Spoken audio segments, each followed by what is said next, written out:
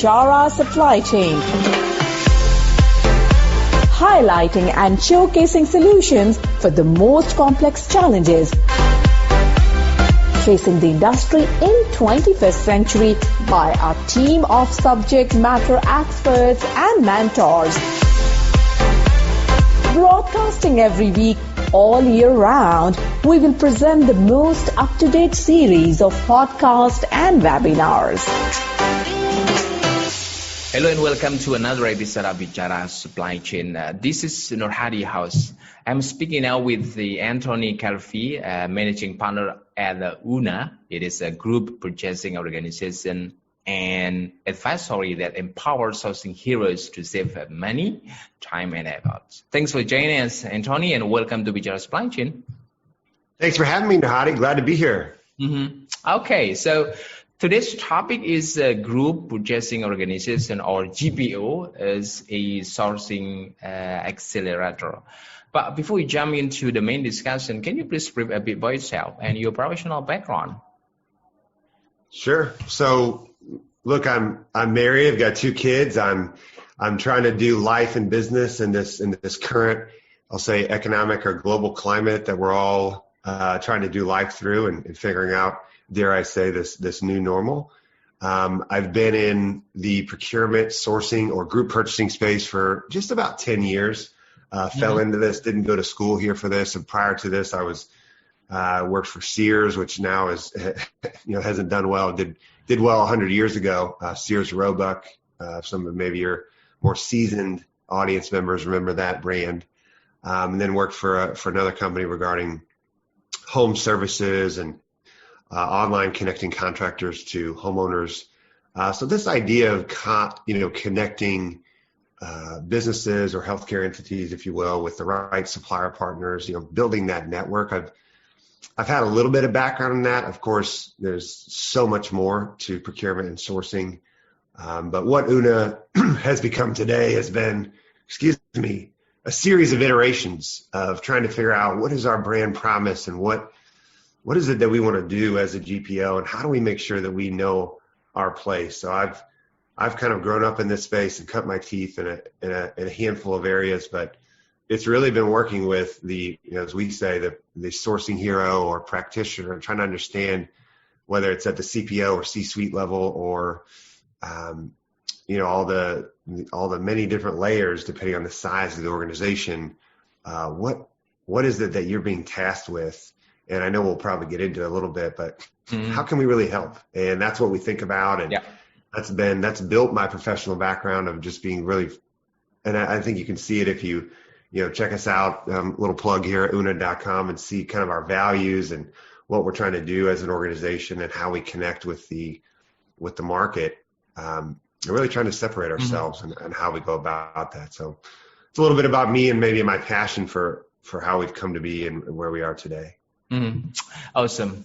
All right. So talking about this GPO, Anthony, what does it mean and why should companies care about it? So again, GPO is just an acronym for Group Purchasing Organization. The easiest way we describe it to a lot of folks, and maybe it's, I think there's surprisingly still an education gap on what is a GPO. We've got a fun video again on our homepage and through a few different blogs you can kind of check out. It's starring our Mayo, but that won't make sense to you until you watch the video. But ultimately, it's how can you help the little guy or the medium-sized company buy like the Fortune 50? And we are leveraging the concept, leveraging billions and billions of buying power and negotiating that through well-known brands and supplier partners that most companies are already engaging with today. So in those products and categories and taxonomies are everything from travel services to office supplies to general services to furniture, you name it. We've got a shipping program. We just negotiated a packaging program. And I believe why companies should care is, and I think we've discussed this and we'll get into it, is there is typically a savings target that most procurement teams are set with or tasked with. And if you're looking and understanding a GPO and there's accommodations made, there are some real opportunities on the indirect spend side, mainly for a GPO to deliver and deploy value immediately. There's a lot of transparency. There is a lot of flexibility with the right GPO, specifically with UNA. And we believe our job is not really just to pound our chest, but to communicate that message to the marketplace, to all the sourcing heroes about what the right GPO can do for you, the way to go about it, what to look for, what to be cognizant of, and frankly, allow the GPO in the areas to focus on some of the non-strategic spend, the unplanned spend. Mm-hmm. You know, if you've got the average business is not dealing with $100 million in spend, but there's a lot of companies that are, and you know, you're gonna see about 10% of that is maybe categorized as tail spend or this non-strategic spend, 10 to 15%. That's a great opportunity for a company like an UNA or the right GPO partner to come in and say, look, we've got this negotiated. You don't have the volume. You don't need to spend the time on this. This is a great opportunity for us to reach across the aisle. Let us bring in the supplier partner, either that's a current incumbent with you or another opportunity, and show you what that looks like. And the thing to keep in mind is there's usually no cost. So the cost is your time, which is your number one asset. But I believe really companies should care because there's an extraordinary untapped opportunity to partner with the right GPO and the right taxonomies or categories. And if there's ever a time supply chain is getting a lot of pressure right now, cost reductions, how can you be more proactive and reactive? I think it's what we're in right now and for the foreseeable future. Awesome. And how can they help procurement professional make procurement cool? Can you elaborate a bit by providing a few example, Anthony? So, you know, there's a really respectable individual who we adore, and his name is Phil Eidson.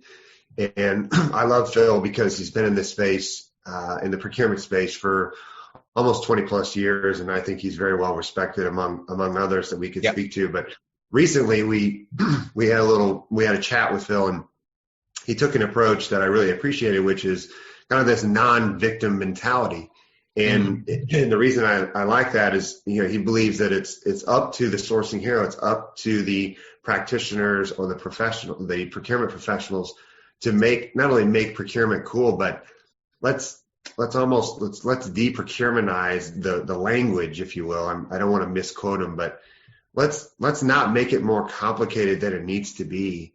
And it's our job to from within to persuade, convince, show C-suite and the organization that procurement is here to stay. And it's not just something that gets pushed to the wayside. And when you need something purchased, or you've got a PO, or you want to do your standard, three supplier RFP, and you need somebody a signature. There's a lot more that can be done with procurement that extends just outside that procurement team. Mm-hmm. And I think it's a mindset, it's an attitude. That's what I really loved about what I thought I took away from what Phil was sharing.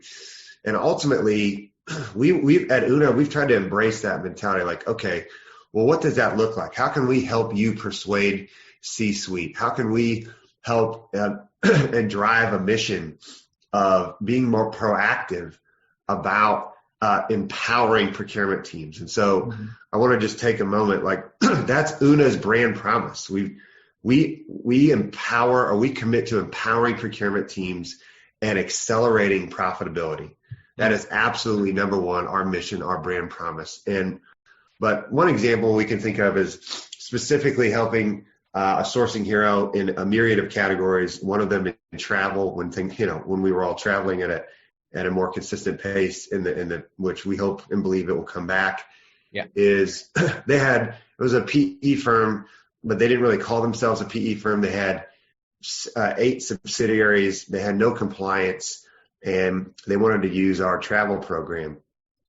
And then they also wanted to use our fleet program, and they also wanted to use our office supply program. Mm-hmm.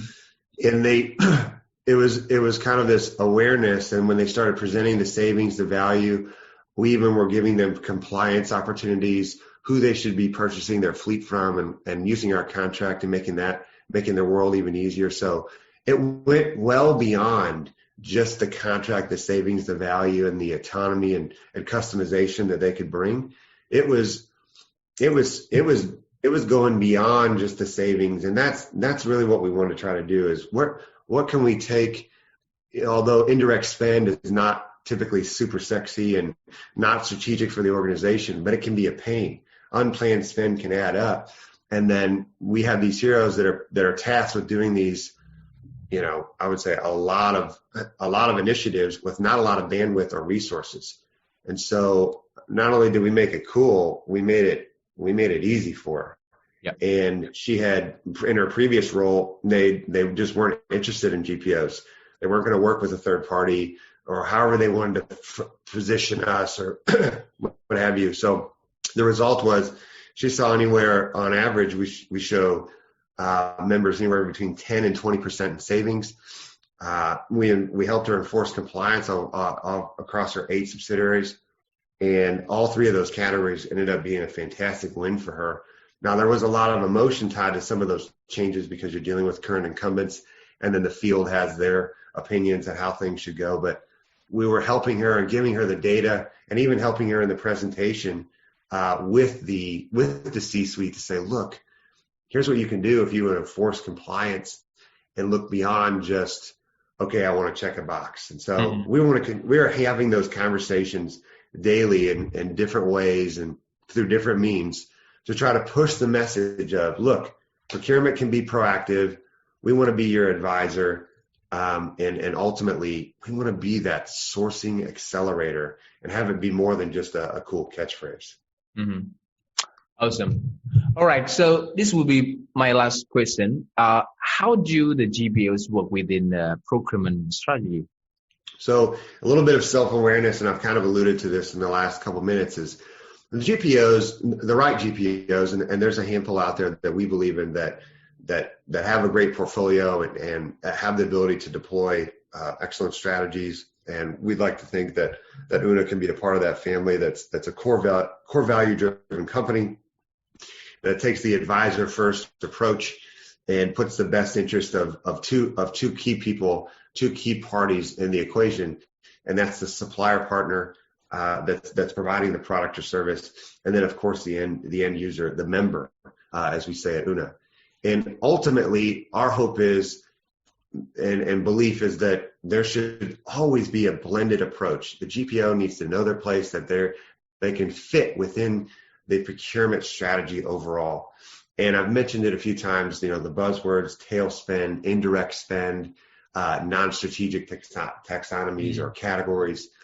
And typically what we've found is the best way. It's the old adage, like, how do you eat an elephant?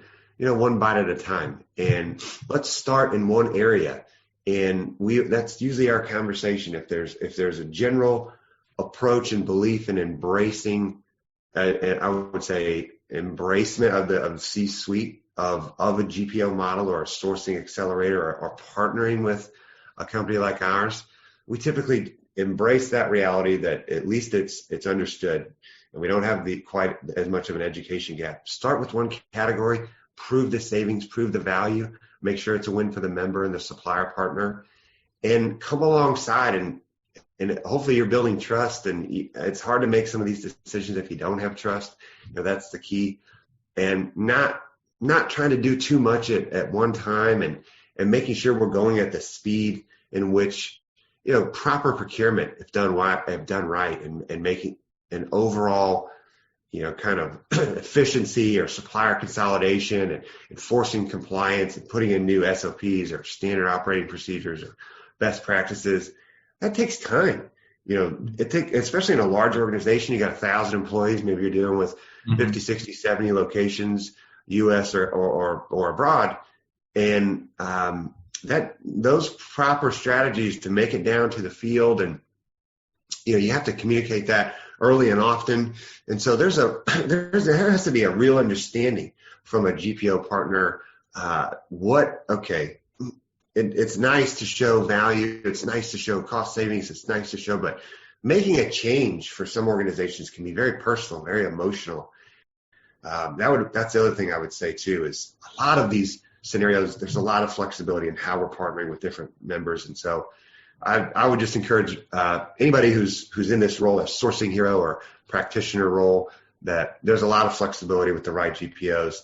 Find the right partners that treat you and the supplier partners well. And it's not all about the bottom line, although it's always expected that there would be a savings, but what else can come from that? What does it mean to be a sourcing accelerator? Mm-hmm. And we're continuing to try to share that message and drive that message home so that procurement is top of mind, not just in a global pandemic. Yeah. Interesting.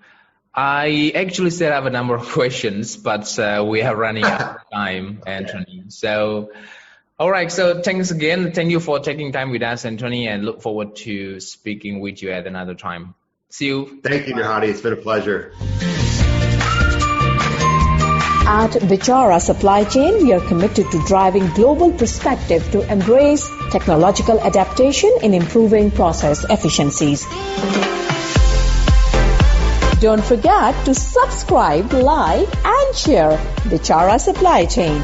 And stay tuned for the latest updates. To learn more, visit our website www.bicarasupplychain.com.